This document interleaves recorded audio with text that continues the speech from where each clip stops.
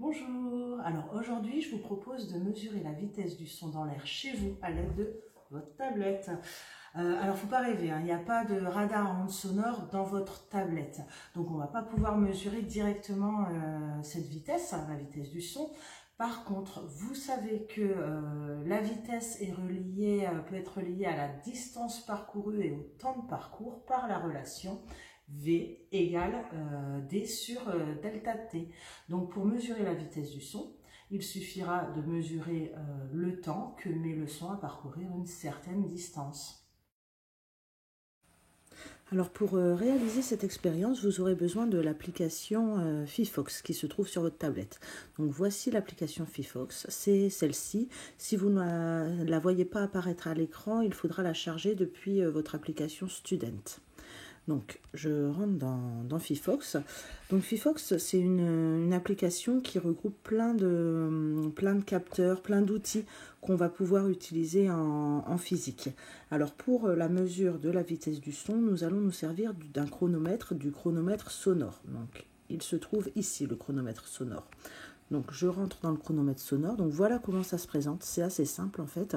C'est un chronomètre qui va se déclencher grâce à un son et il va s'arrêter également grâce à un son.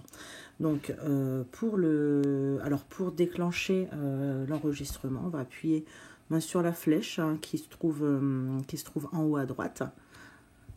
Donc voilà, donc là je parle, donc il se déclenche. Donc c'est pas à la voix que c'est censé se faire. Donc là pour ce TP, il va falloir faire ça vraiment le plus silencieusement possible. Donc je vais recommencer, je remets à 0 pour vous faire vraiment une démonstration. Et je vais me taire.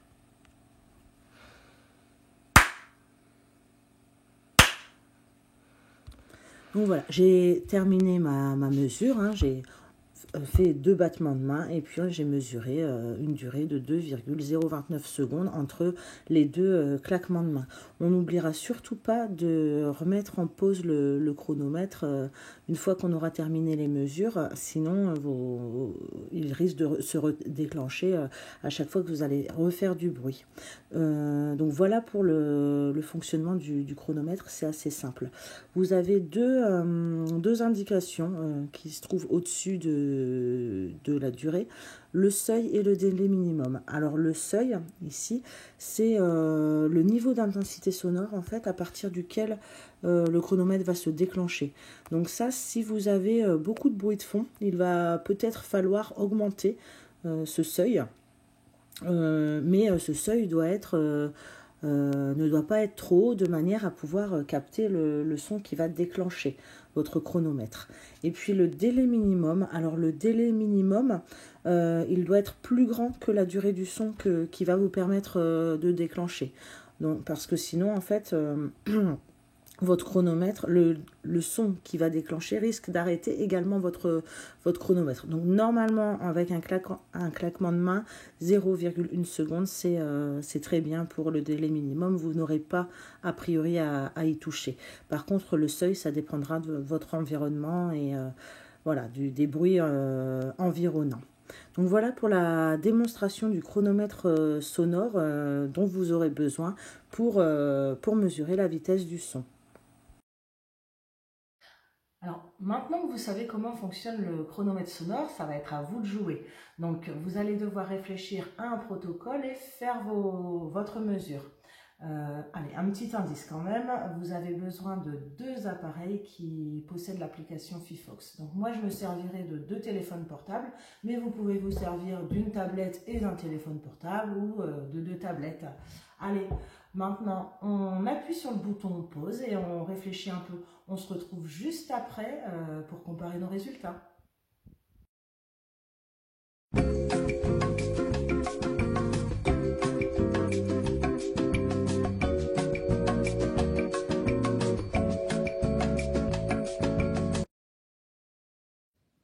Déjà de retour. Donc, comme je vous l'ai dit, je vais utiliser 2 téléphones avec l'application Fifox chronomètre sonore. Et puis, j'aurai également besoin d'un mètre pour mesurer la distance parcourue par le son. Donc, on va commencer par aller placer les micros éloignés de 5 les téléphones éloignés de 5 mètres l'un de l'autre. Alors on fera bien attention à aligner le micro. Donc il faut repérer où se trouve le micro de votre téléphone et c'est 5 mètres entre les deux micros.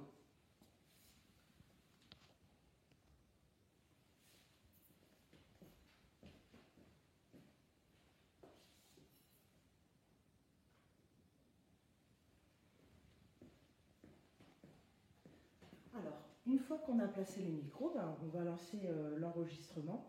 Donc, on va aller lancer l'application appuyée sur la flèche sur les deux téléphones. Et à partir de là, plus aucun bruit à part pour déclencher et pour arrêter les chronomètres. Donc, je vais d'abord vous expliquer ce que je vais faire. Pour déclencher les chronomètres, je vais émettre un son depuis le téléphone qui se trouve au bout.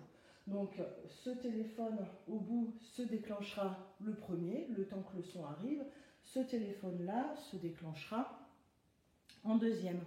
Et puis pour arrêter les chronomètres, j'émettrai un deuxième son, mais cette fois-ci, je l'émettrai depuis ce téléphone-là. Donc ce téléphone-là s'arrêtera le premier et ce téléphone au fond s'arrêtera le deuxième. Donc c'est parti, à partir de là, plus de bruit.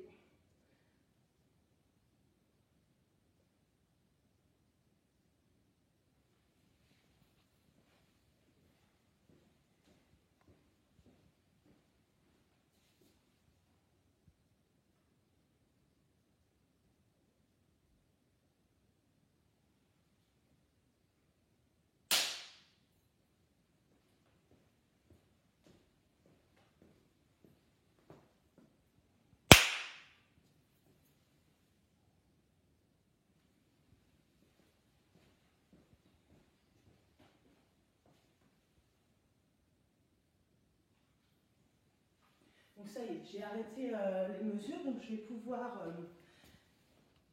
refaire du bruit. Et puis, il n'y a plus qu'à lire les résultats sur les téléphones. Le premier téléphone indique une durée de 5,433 secondes, alors que le deuxième téléphone indique une durée de 5,404 secondes. Donc voyons maintenant comment on va exploiter ces résultats. Les deux téléphones sont espacés d'une distance connue, ici 5 mètres. Lorsqu'on claque dans les mains, on émet une onde sonore qui déclenche le premier chronomètre lorsqu'elle passe devant.